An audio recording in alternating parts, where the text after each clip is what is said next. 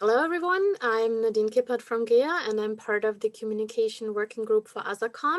And I'd like to welcome you again on my behalf. And I'm very happy that you're still obviously in our call. It's quite different than doing it in person, but thank you for being here. I'm quickly going to walk you through our activities that we did in 2020 for ASACOM, and I'm going to start off with the exhibition and events for 2020. So obviously, as you all know, we took part in the Winter 2020 e-special since it didn't take place in person due to the ongoing pandemic, of course, and we participated together with EPI.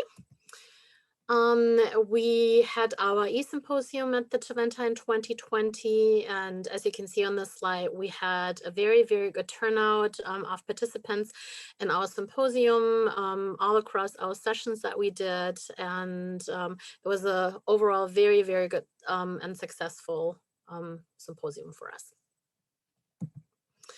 We also had quite a good coverage of media across trade press.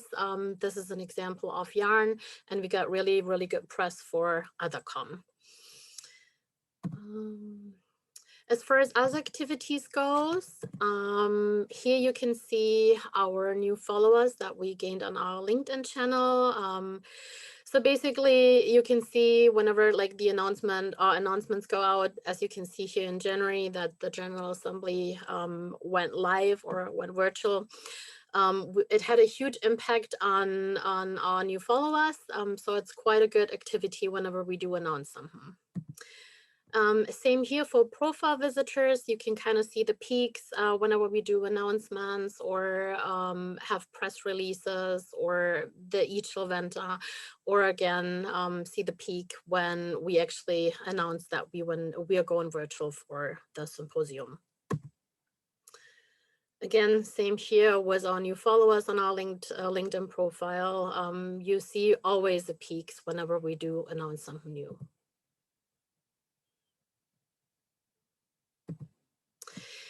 One exciting topic that I want to mention today is that we're ready to launch our new website in English, French, Italian, and German.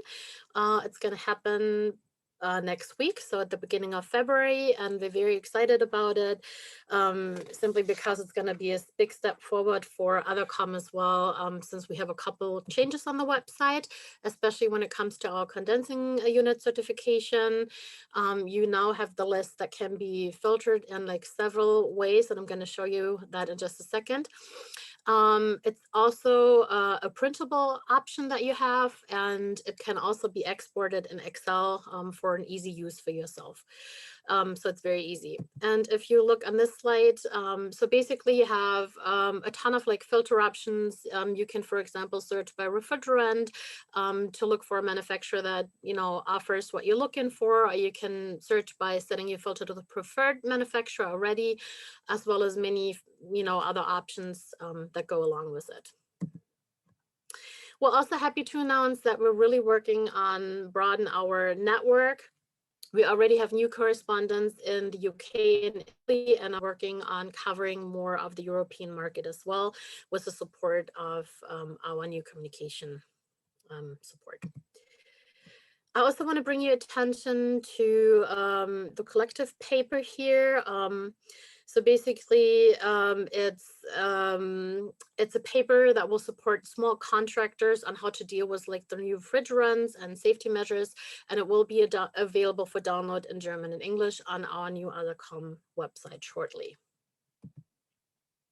When it comes to press releases and newsletter, we also had a very, very good newsletter status this last year. So we sent out quite a bit of press releases, and obviously we're improving that for 2021 as well, sending out more interesting topics and newsletters, etc.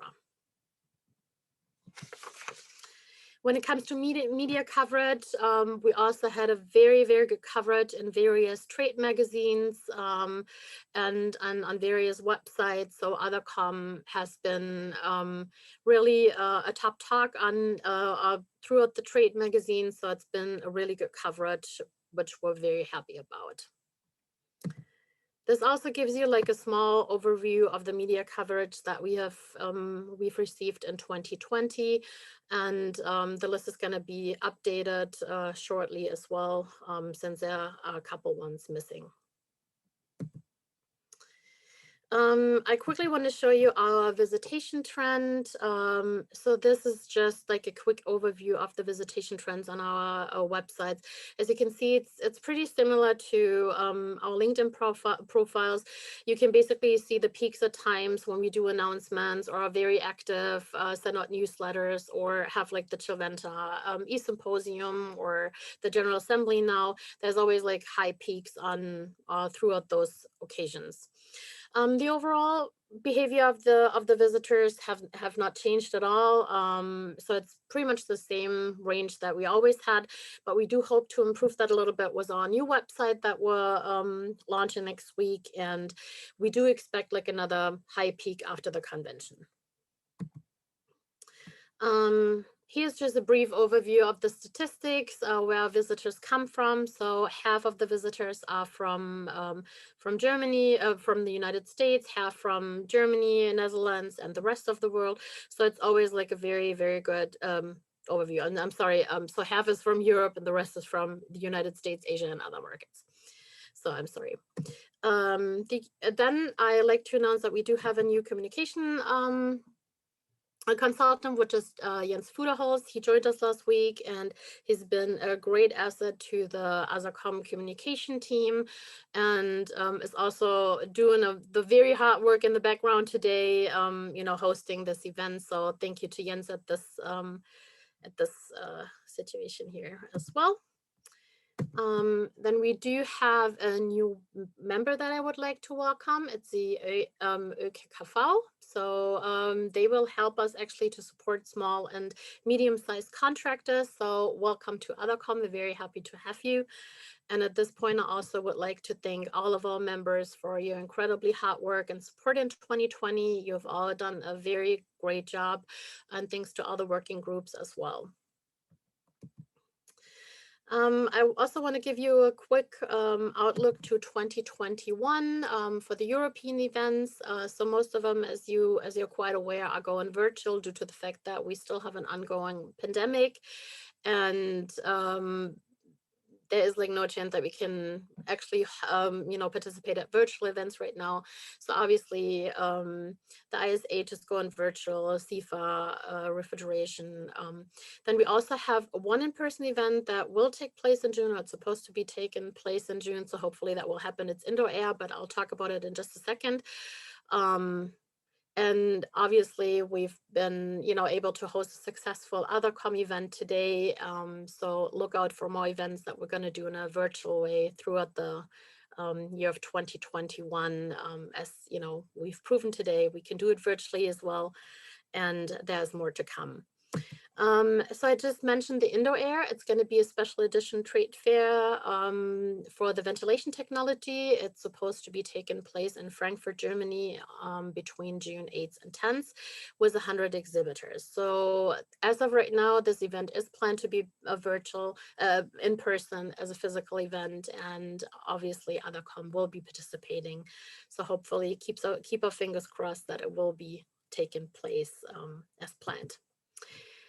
Yeah, and this was basically a quick overview of what we have done in our communication group this past year. So there's a lot more to come in 2021, and we'll keep you updated on that. And I would like to thank you for your attention at this point, and thanks for participating today.